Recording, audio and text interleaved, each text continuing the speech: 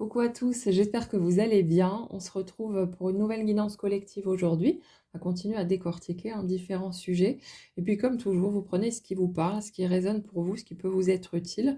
Le reste, vous le poussez tranquillement de côté. Je le rappelle aussi, mais c'est important, je ne fais pas dans la complaisance. Alors certes, j'essaie toujours d'amener les choses avec autant de douceur que possible, de ne pas être trop brute de décoffrage. Mais inévitablement, puisqu'on touche des points sensibles, on va parler blessures, enfin voilà des choses qui nous affectent, ben, il y a des moments où ça va être inconfortable, ce sera peut-être pas agréable non plus et il y a des choses qui peuvent parfois vous piquer ou vous bousculer, mais voilà, ça fait partie du processus. Après, en sachant que, bah, il y a pas besoin de se forcer à quoi que ce soit non plus, hein. Quand vous sentez qu'il y a un truc qui vous chahute de trop, que vous sentez que ça se braque à l'intérieur, ben, c'est pas grave, vous pouvez, juste, fermer la guidance, voilà, passer à autre chose, revenir éventuellement plus tard ou ne pas revenir du tout.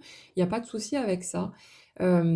Chacun va faire son chemin à son rythme et puis on trouvera de toute façon sur notre chemin des éléments, des personnes, peu importe, qui vont nous permettre de continuer à faire notre petit bonhomme de chemin. Ça n'a pas à passer nécessairement par la spiritualité, le développement personnel. La guidance, c'est une manière de faire le chemin, qui peut être sympa en fonction de nos préférences, nos affinités, tous ces trucs-là. Et puis le fait qu'on travaille en groupe aussi, dans le collectif. Donc c'est sympathique aussi, de savoir qu'on n'est pas seul à faire, ce cheminement-là et puis que, voilà, d'autres personnes vivent la même chose que nous. Mais c'est pas, une voie nécessaire et obligatoire. Vous savez, j'entends souvent des gens qui me disent, qu'ils ont besoin de passer par, la spiritualité ou le développement perso, comme si, leur vie ne pouvait bouger qu'en passant par là, en trouvant le moyen de comprendre ce qui se passe, de se comprendre eux-mêmes et tout ça. Mais j'ai envie de vous dire, mais, vous voyez tous ces gens qui s'en foutent royalement en fait, du développement perso et de la spiritualité, vous remarquerez sans doute que leur vie, elle bouge. Il se passe plein de choses pour eux aussi et souvent, ça a l'air d'être même plus fluide que, quand on a le nez à fond dans les bouquins, les conférences, les machins et tout, les techniques thérapeutiques et que, on se sent coincé parce qu'on est tellement parti dans le mental à essayer de tout cogiter, de tout contrôler, qu'on perd le côté naturel et spontané de la vie, de nos actions et c'est pour ça, parfois, que ça coince, parce qu'on est blindé d'attentes, parce qu'on est là à, se dire: «Bah, tiens, je vais faire ce truc-là et puis ça va débloquer quelque chose, ça va faire bouger, tel ou tel aspect de ma vie» et en fait, non, on est là et puis on tourne en rond, on comprend pas ce qui se passe. On veut prendre les commandes. Quelque part, c'est naturel, on voudrait pouvoir se rassurer et s'offrir une certaine garantie sur, la direction dans laquelle on va avancer. Mais le truc, c'est que ça marche pas comme ça. Il y aura pas de garantie et finalement, peut-être bien que le fait d'aller plonger dans le développement perso, la spiritualité, bah, c'est juste parce qu'on est des pétochards, qu'on est, souvent, très sensibles et que, voilà, la vie, elle peut être effrayante, hein. Ce côté imprévisible, ce côté je sais absolument pas où je vais mettre les pieds et en essayant de comprendre comment ça marche, comment fonctionne la vie, l'énergie, comment on attire les événements à soi, tout ça, tout ce qui nous a tous amenés par ici, c'est une manière d'essayer de contrôler le processus parce qu'on a la trouille, parce qu'on voudrait éviter les souffrances. C'est bien humain, c'est bien naturel, mais c'est ça en fait, hein. Les personnes qui vivent juste leur vie, on va dire, spontanément, naturellement, sans se prendre la tête avec tout ça, finalement, eux, ils y vont. Ils expérimentent, ils vivent leur truc et ils sont un peu moins préoccupés que nous, par toutes ces choses-là. Mais voilà, la vie est telle qu'elle est. On suit le chemin, bah, qui est OK pour nous et celui qui est le plus confortable possible aussi, tant qu'à faire. Mais, c'est pas une voie obligatoire et nécessaire. Et pour revenir à ce que je voulais vous dire, au départ là-dessus, vraiment ne vous sentez jamais obligé de comment dire? D'accepter des notions, qu'on peut transmettre par ici. De mon côté, évidemment, je vais transmettre les choses telles qu'elles viennent pour moi. C'est clair, je vais pas enjoliver le truc, je vais pas le déformer non plus. Je suis pas là pour vous faire plaisir, hein, clairement. Mais, après vous en faites ce que vous voulez. Je le dépose sur cet espace, sur cette chaîne, mais après vous piochez comme vous avez envie et puis, vous prenez ou pas et voilà, vous ne vous sentirez pas obligé de quoi que ce soit et n'essayez pas de vous forcer en ayant l'impression qu'il faut à tout prix intégrer tous ces trucs parce que sinon ma vie avancera pas. Si, si, elle trouvera un chemin, elle trouvera un moyen et puis, ça ira déjà, de toute façon. J'en arrive à notre sujet du jour, du coup. C'est quelqu'un qui me disait qu'en fait, elle galère dans sa communication, que peu importe le contexte, hein, que ce soit, familial, amical, amoureux, on s'en fout.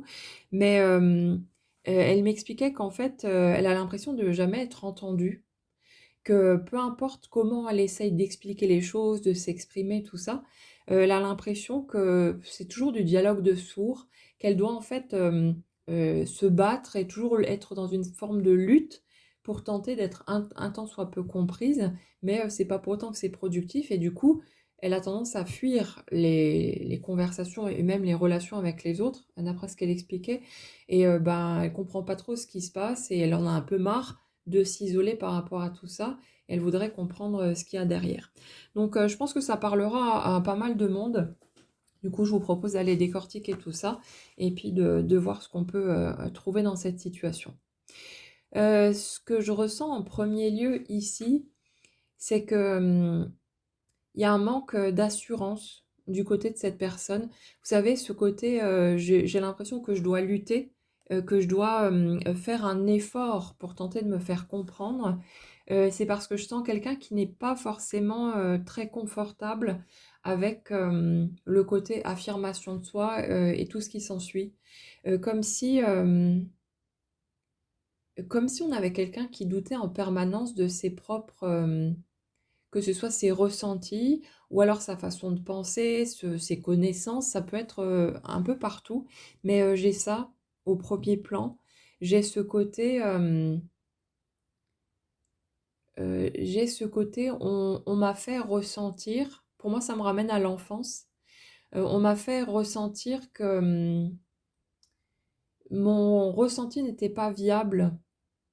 Vous savez comme, si on avait un parent, ou quelqu'un d'autre, mais une personne d'influence, une personne qui impacte fortement un enfant, qui, à chaque fois que notre énergie allait tenter de s'exprimer, de donner son opinion, d'exprimer son ressenti. Alors notre ressenti est toujours juste, je le rappelle, puisque c'est notre ressenti, c'est notre façon de percevoir les choses.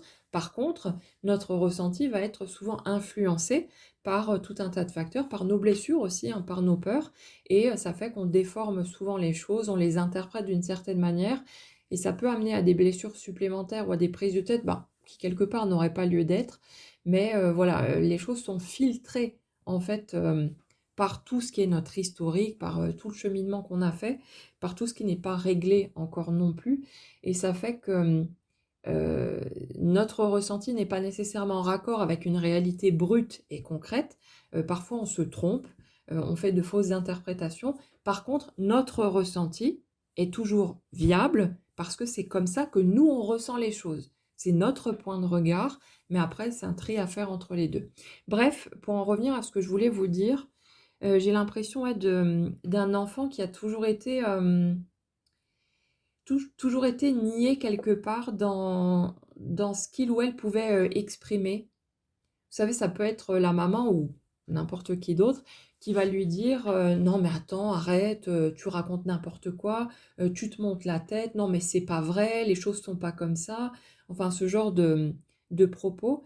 Ça arrive souvent, quand on est enfant et qu'on est, vous savez, très, tranchant, hein, on sait à quel point les enfants peuvent être, directs, et dire les choses, voilà, ça sort comme ça d'un coup.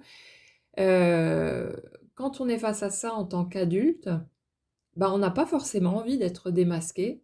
C'est pas nécessairement confortable et je me souviens de mon côté avoir vu un certain nombre de fois, des adultes autour de moi quand j'étais gamine qui, bah, dès qu'on exprimait des faits, allaient dire, allaient se débattre, allaient se défendre, allaient se planquer parce qu'il fallait surtout pas, que le monde entier se rende compte de la vérité qu'il y avait au-delà de leur petit masque, de leur manigance et tout ce qui s'ensuit.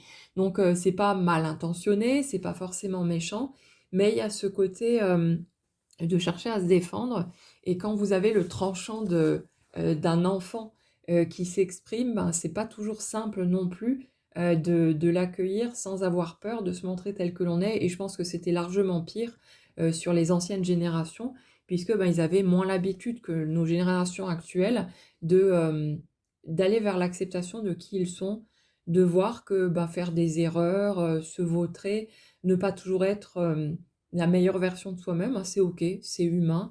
On a tous, nos hauts et nos bas, nos moments où on va mal dormir, on va être de mauvaise humeur, ou voilà, on traverse des épreuves et puis on n'est pas nécessairement très accueillant et disponible non plus. Mais, c'est ça, c'est que de nos jours, de plus en plus en tout cas, on est capable de se montrer, humain. De dire, «Ouais, OK, j'ai fait une erreur, je me suis planté ou je me suis mal exprimé», enfin peu importe. On sait faire ça même avec nos enfants, alors que souvent les générations du dessus, c'était, le parent est tout puissant et l'enfant, il a plutôt intérêt à fermer sa gueule. Il y avait les corrections physiques aussi, hein, ou les engueulades, tous ces trucs et pour beaucoup d'entre nous, en fait, on a grandi dans un contexte où même sans avoir des parents maltraitants, hein, sans aller jusque-là, juste une famille ordinaire, ben, on avait la trouille de décevoir, de plus être aimé, de s'en prendre une, dans la tronche, ce genre de choses et ça fait que, c'était compliqué de pouvoir s'exprimer. Puis les adultes, eux, en face, il fallait surtout qu'ils gardent leur façade de d'être, qui sait tout, qui a toujours raison, voilà, tous ces trucs-là et il y avait pas de véritable communication possible, sauf dans certaines familles un peu plus ouvertes, hein, bien sûr, mais je parle pour une majorité. Il y avait pas nécessairement de vraie communication possible avant de devenir adulte et puis voilà, de rentrer dans un autre contexte. Mais, c'est ça que je ressens ici en tout cas, on va pas forcément aller creuser dans la direction, essayer de comprendre le point de vue de l'adulte en face. Je préfère, qu'on reste, centré ici sur la blessure de la personne, qui pose la question. Ça me semble plus constructif. Le reste, on peut le faire après, mais, là, c'est le morceau le plus important, c'est ce qu'on peut ressentir nous, en tant qu'enfant et ce qui génère, en fait, les blocages après qu'on ressent, en tant qu'adulte.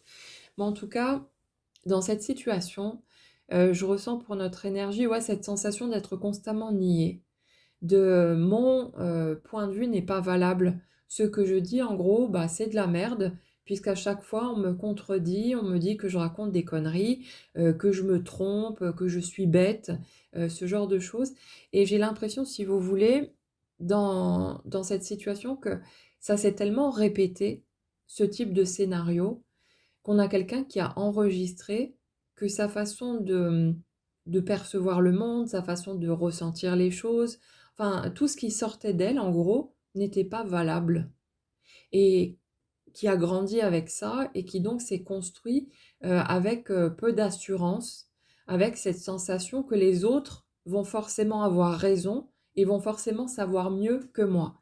Et pendant un temps, bah, justement dans cette énergie-là, on se positionne comme si on était tout petit et comme si le monde autour de nous était tellement plus grand.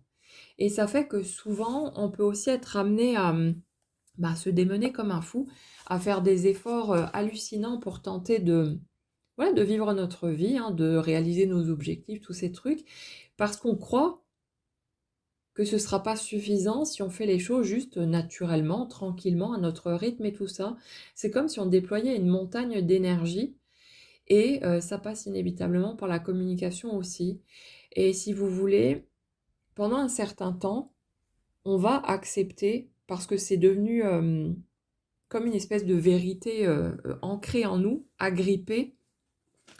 On va, partir de l'idée que effectivement les autres savent mieux que nous, que notre, façon de penser, que ce qui peut, voilà, sortir de notre esprit n'est pas, cohérent ou n'est pas vrai, n'est pas solide, valable et ça va durer un certain temps, mais au fil des expériences de la vie, on va commencer à se rendre compte que ces personnes qui nous donnent l'impression qu'eux détiennent une espèce de vérité absolue et qu'ils ont forcément, les bonnes réponses et cetera, ceux qui vont chercher à nous écraser, avec leur propre système de croyances, on va se rendre compte que, ben, c'est pas si solide que ça, que derrière, l'humain qui se dit infaillible, parfois qui l'exprime carrément, hein, souvent c'est juste, en filigrane, mais c'est vrai qu'il y en a qui le disent carrément.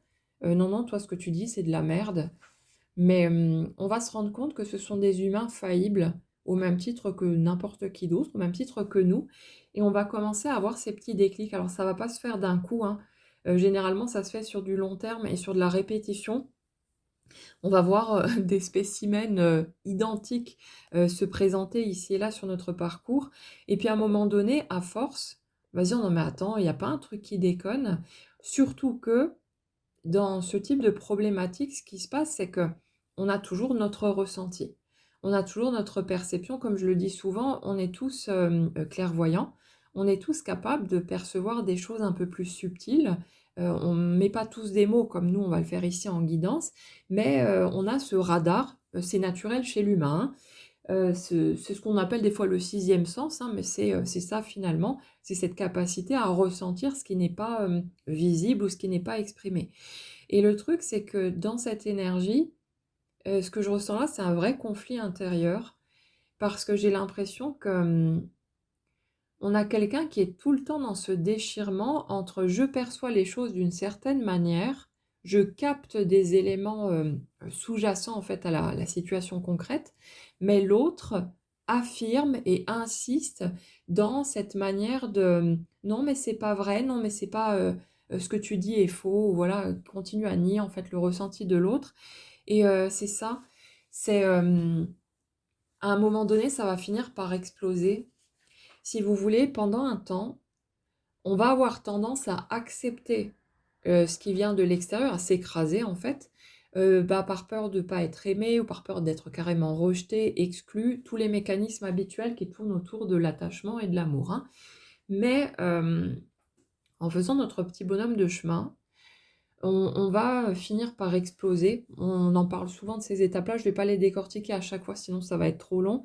Mais, en gros, on finit par exploser, on finit par se trouver soi-même, par se rendre compte que nos petites magouilles, le fait de se restreindre, de se diminuer, de s'interdire d'exprimer les choses, de laisser s'exprimer qui on est véritablement en fait, ne nous donne pas, plus d'amour, ne nous donne pas plus d'attention. C'est du factice. Ce qui peut ressortir de là, c'est pas quelque chose de réel, c'est pas quelque chose de concret, c'est du marchandage, c'est du troc. C'est, voilà, je vais me mettre, d'accord avec toi ou faire semblant de l'être et toi tu vas me donner un peu d'attention, un joli sourire et machin et tout. C'est ce genre de marchandage-là. On a besoin, hein, de nos échanges énergétiques mais pendant un certain temps, parce qu'on a appris à fonctionner comme ça, ils vont pas forcément être très équilibrés et très sains. Mais ce sont des étapes et on a besoin de passer par là pour arriver à quelque chose de plus posé, de plus serein. Et le truc, c'est que, au fil de notre avancée, à un moment donné, on en a ras-le-bol de ce jeu-là. On en a ras-le-bol de ces magouilles. On en a ras-le-bol de fermer sa gueule aussi, face aux personnes qui cherchent à nous écraser, à nous imposer des choses avec lesquelles on n'est pas OK. Pour beaucoup d'entre nous, on a tellement encaissé, on a tellement, vécu ce genre de choses pendant, toute notre vie, hein, qu'à un moment donné, quand ça déborde, quand ça explose, on peut plus accepter ces éléments-là. On peut plus supporter que quelqu'un vienne une fois de plus, chercher à nous dire, quoi penser, quoi dire, quoi faire, comment gérer les choses et voilà, c'est juste plus possible.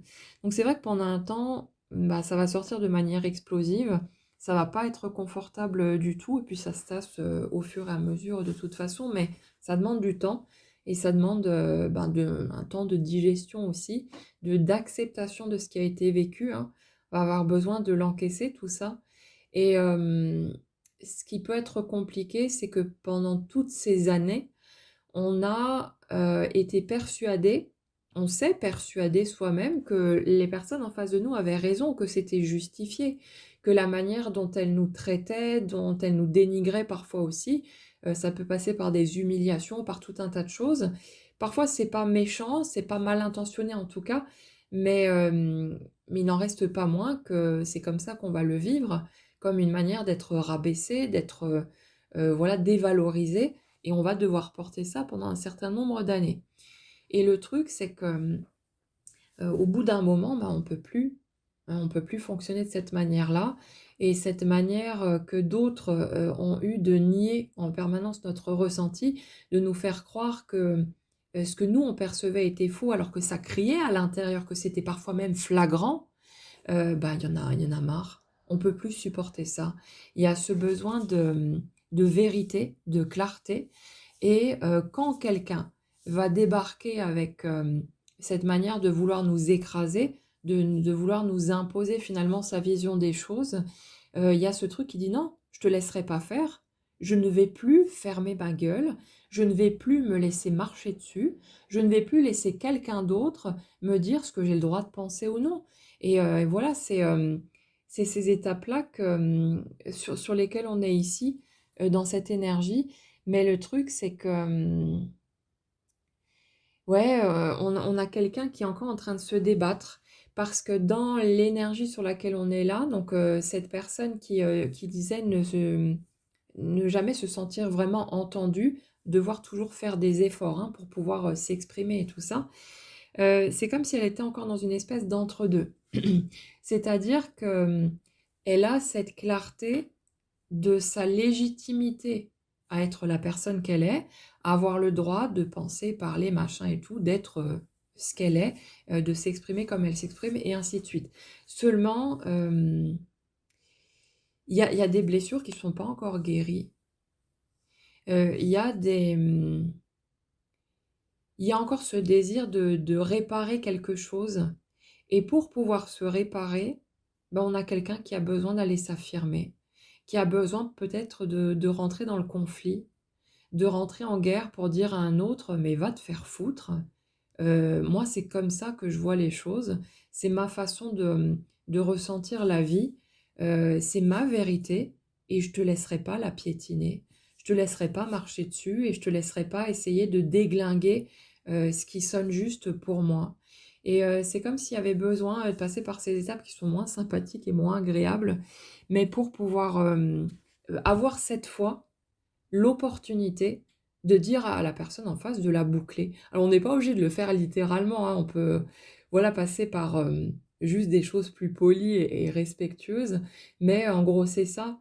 C'est, «Non, non, je te laisserai pas faire. Je te laisserai pas m'écraser. Je m'en fous à quel point tu essaies de passer en force, pour, m'imposer finalement ta façon de voir les choses. Je vais plus me laisser faire». Et ce qu'on est en réalité en train de faire, c'est qu'on ne parle pas à la personne qui est en face, on parle, à l'autre personne ou aux autres personnes, celles qui, à l'origine, ont commencé à nier, notre façon de ressentir les choses, d'exprimer et cetera.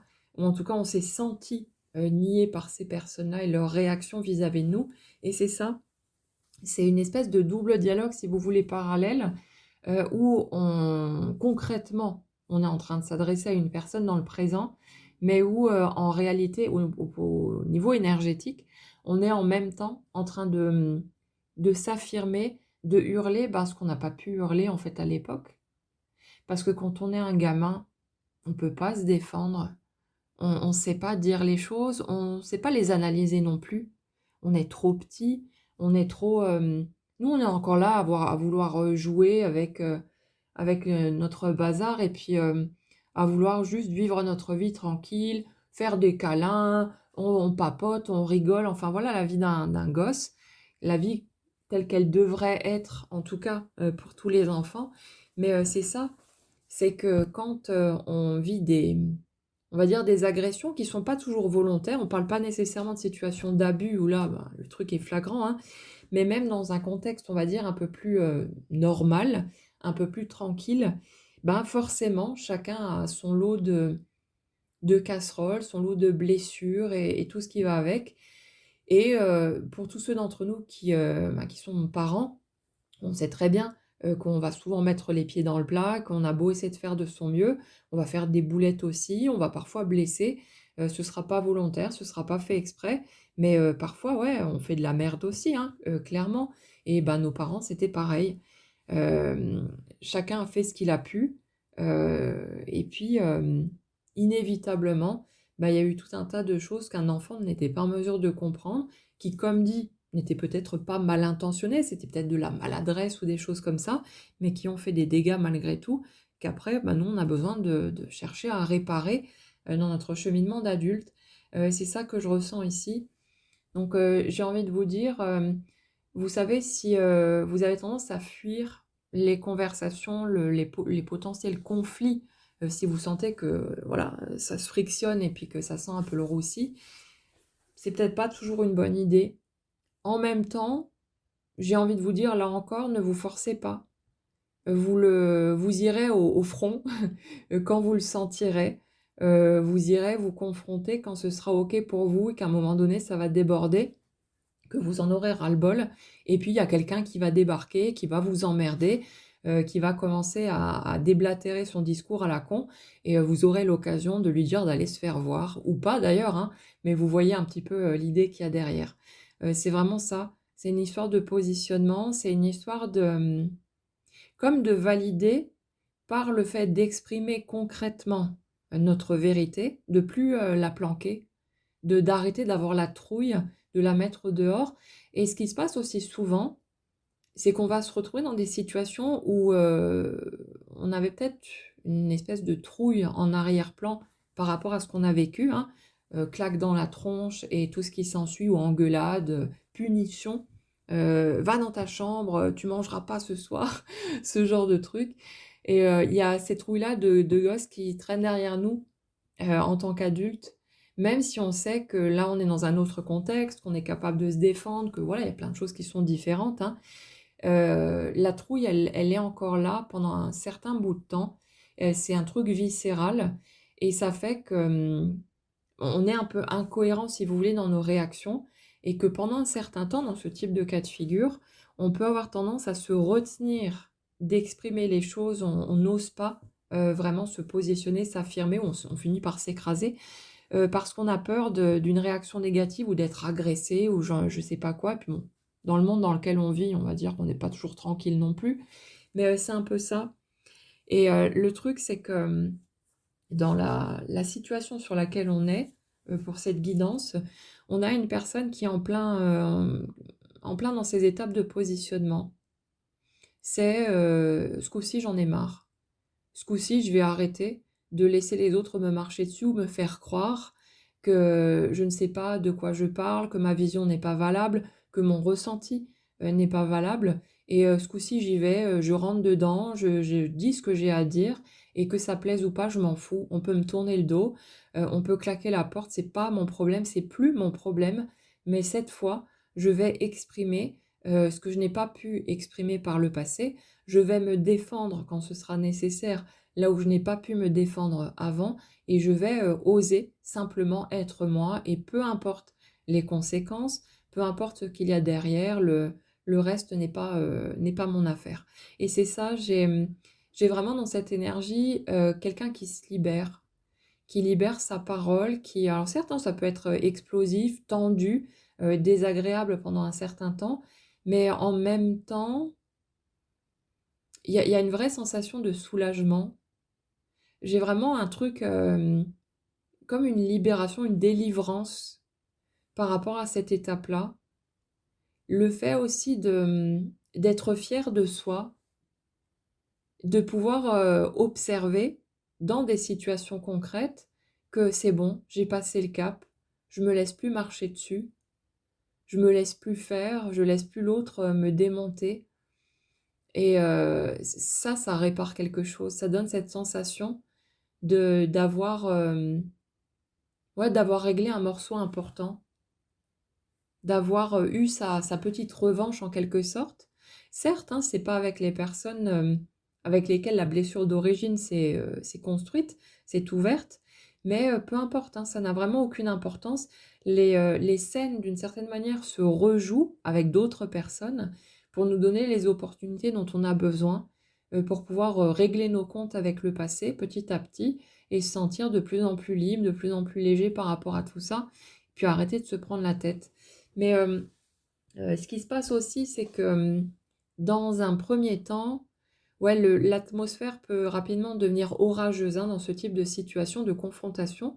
Mais en fait, plus ça va aller, plus on va être en mesure de dire les choses tranquillement, sereinement, de s'affirmer sans, passage de force, sans avoir besoin de hausser le ton ou vous voyez? Il y a vraiment ce truc de: «Non, non, je vais dire ma vérité, je lâcherai rien» et quand les autres vont tenter de me faire, fermer ma gueule, ben, je vais continuer à l'ouvrir. Je vais continuer à l'ouvrir jusqu'à ce que je sois entendue clairement et il y a pas de problème avec ça. Donc c'est ça, c'est vraiment une étape de libération, une étape d'ouverture à, une autre version de soi, j'ai envie de dire, mais une version, plus libre, libérée de ces chaînes, libérée de ces casseroles-là, en tout cas et cette sensation de, OK, c'est désagréable pour le moment, mais je choisis mon intégrité avant tout. Peu importe qui me tourne le dos, peu importe même, si je me retrouve, seule dans mon coin, mon intégrité est plus importante que tout et puis vous savez, peu importe ce qu'on dit, peu importe ce qu'on fait, dans un sens comme dans l'autre, il y a des personnes qui vont, piquer leur crise, qui vont, voilà, venir vous emmerder, qui vont, venir, râler parce que: «Non, mais non, c'est pas comme ça, gna gna gna». Mais, que vous allez dans un sens ou dans un autre, c'est la même chose en fait. D'un côté comme de l'autre, il y aura toujours des gens pour vous juger, pour vous essayer de vous rabaisser, qui sont souvent en train de parler d'eux-mêmes d'ailleurs, hein. Vous leur servez de miroir, ça il faut pas l'oublier non plus. Et puis, quoi que vous fassiez, quels que soient vos choix, quelles que soient vos prises de position, les résultats seront finalement les mêmes, sauf que dans un cas de figure, vous allez vous écraser et vous sentir, bah, pas forcément super bien avec vous-même, alors que dans l'autre cas de figure, ben, vous allez respecter votre ressenti, vous allez rester intègre, vous serez fier de vous, vous vous sentirez solide et satisfait et puis là, du coup, le reste qui se passe à l'extérieur n'aura plus d'importance. Alors bien sûr que, quand vous avez des personnes en face, qui viennent vous emmerder, c'est sûr que c'est pas agréable, hein. On préfère éviter ce type de situation. Les gens qui, vous hurlent dessus ou qui vous critiquent, qui vous jugent, ce genre de truc, voilà, on n'aime pas ça, hein, forcément. Mais, le morceau le plus important, c'est de se respecter soi, de respecter son intégrité et puis le reste finalement n'a pas tant d'importance que ça. Ça finit par passer et quand on se rend compte que les autres, parlent d'eux-mêmes au final, qu'il y a toujours ce jeu de miroir qui s'opère, là, ça donne encore un pas de recul supplémentaire, et c'est plus simple à aborder, même si c'est jamais confortable non plus, mais voilà, ça passe un petit peu mieux, par rapport à ce genre de situation. Hem, donc ici, c'est vraiment pour ceux d'entre vous qui vont se retrouver dans une étape similaire. Voilà, allez-y vraiment à votre rythme. N'oubliez pas de vous foutre la paix avec ce que vous êtes en train de vivre et puis ouais, laissez-vous, n'ayez pas peur d'être dans votre spontanéité, d'être ça veut pas dire qu'on devient impulsif et qu'on finit par péter la gueule à tout le monde, hein, et heureusement d'ailleurs parce que, sinon on serait bien on serait bien dans la misère. Mais, le truc c'est que, n'ayez pas peur. Vous n'avez pas besoin de contrôler votre manière de dire ou de faire les choses. Comme ça ou comme ça, il y aura toujours quelqu'un pour, voilà, pour vous pointer du doigt ou essayer de vous rabaisser. Mais, une fois que tout est posé, une fois que tout est clair sur le fait que la partie importante là-dedans, c'est vous, et puis, le fait de vous préserver, de préserver votre bien-être et votre bonheur, le reste, est secondaire et c'est plus le même délire non plus. Donc, ouais, voilà pour cette guidance-là. Je vais m'arrêter là-dessus. J'espère que ça pourra parler à certains d'entre vous et puis, ben, éclairer la personne qui posait la question en même temps. Et puis voilà, vous prenez comme d'habitude ce qui vous parle et le reste, vous le laissez tranquillement de côté. Et je vous souhaite une belle journée, prenez bien soin de vous et on se retrouve très vite.